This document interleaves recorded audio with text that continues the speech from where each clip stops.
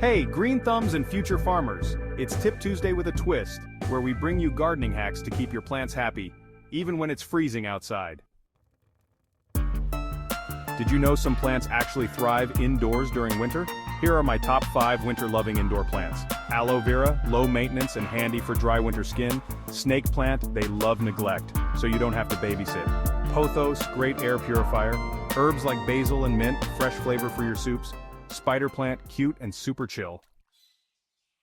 But what about a snowstorm hack? Here's one for my hydroponic heroes. Snowstorm incoming? Use that time indoors to set up a hydroponic herb garden. All you need is water, a jar, and your favorite herb cuttings. Basil, mint, or even lettuce can get you started. Try these tips and let me know how it goes. And don't forget to hit follow for more gardening hacks every Tuesday. Winter doesn't stop the grow. Let's keep planting.